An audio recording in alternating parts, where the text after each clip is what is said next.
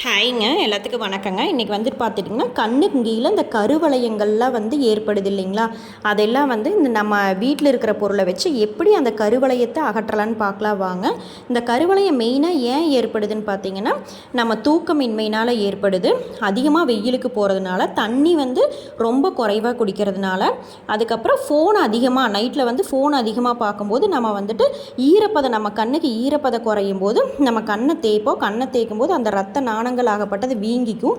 ரத்த ஓட்டம் குறையும் போது வந்துட்டு உடனே வந்து கண் சுற்றி அந்த கருப்பாயிரும். ரத்த ஓட்டம் குறைஞ்சாலே கண் வந்து கருப்பாயிருங்க. இதனால தான் அந்த கருவளையம் ஏற்படுது. இந்த கருவளையத்தை வந்து வீட்டில் இருக்கிற பொருளை வச்சு எப்படி அகற்றலான்னு பார்க்கலாம் வாங்க. ஃபஸ்ட்டு வந்துட்டு நான் இந்த க்ரீன் டீ தான் வந்து நல்ல எஃபெக்டிவ்ங்க. இந்த க்ரீன் டீ பேக்குன்னு சொல்லி கடையிலேயே கிடைக்கும். அதை எடுத்துகிட்டு நம்ம யூஸ் பண்ணிக்கலாம். அந்த க்ரீன் டீ இல்லாதவங்க வந்துட்டு இந்த மாதிரி காட்டன் கிளாத்து நம்மளோட இட்லி துணி கூட எடுத்துக்கலாம். இல்லாட்டி வந்து டிஷ்யூ பேப்பர் கூட எடுத்து நம்ம வீட்டில் இருக்கிற எந்த டீ தூள்னாலும் பரவாயில்ல, 3 ரோசஸோ எதுனாலும் பரவாயில்ல, இந்த மாதிரி ரப்பர் பேண்டு போட்டுக்கோங்க. போட்டு இந்த துணியில் கட்டி வச்சுருங்க. நான் இன்றைக்கி வந்து ரெண்டையுமே செஞ்சு காட்டுறேன். இந்த green tea bag green tea ஒரு டம்ளர்லேயும் நம்ம எடுத்துக்கிட்ட நம்ம வீட்டில் இருக்கிற அந்த டீ தூள் வந்துட்டு துணியில் ரப்பர் பேண்ட் சுற்றினதில் ஒரு டம்ளர்லேயும் போட்டுருங்க. மெயினாக வந்துட்டு இது வந்து நம்ம கோல்டு வாட்டரில் தான் பண்ணணும். ஐஸ் தண்ணி வந்து நீங்கள் ஐஸ் தண்ணி ஊற்றிக்கிட்டிங்கன்னா அது வந்து ஒரு 10 நிமிஷம் ஊறினாலே போதும். ஐஸ் தண்ணி இல்லைன்னா நம்ம ஐஸ் க்யூப்ஸ் இருக்குதுல்ல, அதை வந்துட்டு டம்ளரில் உள்ள ஆட் பண்ணிவிட்டு ஒரு 10 நிமிஷம் நீங்கள் ஊற விட்டிங்கன்னாவே இந்த மாதிரி எசன்ஸ் எல்லாம் நல்லா இறங்கிரும். இறங்கினதையும் நம்ம வந்து அதை டிப் பண்ணி நம்ம கண்ணுக்கு கீழே அந்த கருவளையத்தில் வச்சுக்கிட்டே ஒரு 10 நிமிஷம் வச்சு எடுத்திங்கன்னாவே அந்த கருவளையம் வந்து குறையும். ஏன்னா இந்த டீ தூளில் வந்து கஃபைன் கண்டென்ட் இருக்குது. கஃபைன் கண்டென்ட் வந்து நார்மலாகவே இந்த அழுக்கு எடுக்கிற சக்தி இருக்குது. இந்த மாதிரி வச்சு எடுத்திங்கன்னா அந்த கஃபைன் கண்டென்ட், டீ தூள் இருக்கிற கஃபைன் கண்டென்ட் வந்து நம்ம கண்ணுக்கு கீழே அப்படியே இறங்கி அந்த அழுக்க பூரா எடுத்துருங்க. இது வந்து ஒரு பெஸ்ட் ஐடியா. அடுத்தது வந்து பார்த்திங்கன்னா ஐஸ் க்யூப்ஸ். நம்மளுக்கு அந்த ரத்த நாணங்கள் தானே வீங்கிக்குது. ரத்த நாணங்கள் வீங்கும்போது ஐஸ் கட்டி வச்சிங்கன்னா ரத்த ஓட்டம் சீராகி அந்த கருப்பும் குறையிறதுக்கு வாய்ப்பு இருக்குங்க.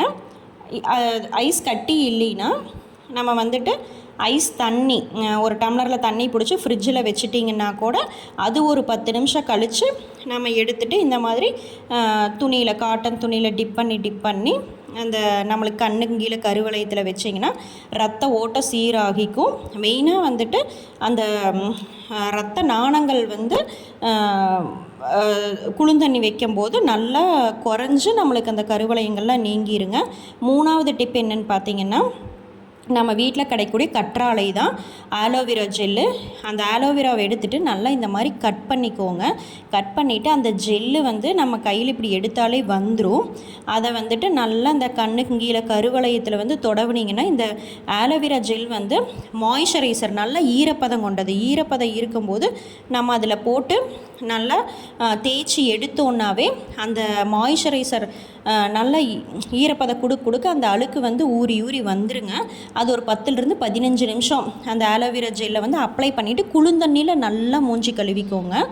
அடுத்தது வந்து பார்த்திங்கன்னா பால் ஒரு டம்ளர் வந்து நல்ல கூலிங்கான பால், ஐஸ் கட்டி போட்டதோ இல்லை ஃப்ரிட்ஜில் வச்சுருந்த பாலோ எடுத்துகிட்டு அதை டிப் பண்ணி நம்மளோட கருவளையத்துக்கு கீழே வச்சிங்கன்னா இந்த பாலில் வந்துட்டு நேச்சுரலாகவே லாக்டிக் ஆசிட் இருக்குது. லாக்டிக் ஆசிட் இருக்கிறனால அது வந்து நல்லா கிளின்ஸ் பண்ணிடும், நம்ம அழுக்கையெல்லாம் ஃபுல்லாக எடுத்துரும். அதனால் இந்த பால் வந்துட்டு கருவளையத்தை வந்து குறைக்கிறதுக்கு வந்து ஒரு சிறந்த மருந்தாகவே யூஸ் ஆகுதுங்க. அதுக்கப்புறம் பார்த்திங்கன்னா உருளைக்கிழங்கு, நம்ம பச்சை உருளைக்கிழங்கை வந்து குட்டி குட்டியாக கட் பண்ணி மிக்சியில் அடித்து எடுத்துக்கோங்க. எடுத்து இந்த மாதிரி சாறை வந்து நல்லா கையிலேயே புழிஞ்சிங்கனாவே இந்த மாதிரி சாறு வந்துடும். அந்த சாறை வந்துட்டு நம்ம இந்த மாதிரி கையிலேயே தொட்டு அந்த கருவளையத்துக்கு கீழே வைக்கும்போது அந்த உருளைக்கிழங்கு சாறில் இருக்கிற தன்மை வந்துட்டு அந்த கருவளையத்தையெல்லாம் ஃபுல்லாக அகற்றி எடுத்துருங்க. அது வந்து ஒரு ப்ளீச்சிங் ஆக்ஷனாகவே ஏற்படுது. ப்ளீச் பண்ணிடுற அந்த அழுக்கு ஃபுல்லாகவே எடுத்துருங்க. அது வந்துட்டு ஒரு 10லிருந்து 15 நிமிஷம் வரைக்கும் அந்த சாறை வந்துட்டு தொடவி குளுந்தண்ணியில் கழுவிடுங்க. அடுத்தது வந்து பார்த்திங்கன்னா நம்ம வீட்டில் இருக்கிற தக்காளி பழம் தான். தக்காளி பழத்தை வந்துட்டு நல்லா கழுவிட்டு 2ஆக கட் பண்ணி இந்த மாதிரி சல்லடையில் வச்சு நல்லா புழிஞ்சிங்கன்னாவே சாறு வந்துடும். இந்த தக்காளியில் வந்துட்டு நல்லா நம்ம வந்து ஸ்கின்னை வந்து டேர்ன் பண்ணுற சக்தி இருக்குது. அழுக்கெடுக்கிற அந்த ஜூஸுக்கு வந்து அந்த எக்ஸ்ட்ராக்ட்டுக்கு வந்து அழுக்கெடுக்கிற தன்மை இருக்குது. அதனால் அந்த தக்காளி சாரோட எலுமிச்சம்பழம் வந்து 2 சொட்டு மட்டும் எடுத்துக்கோங்க.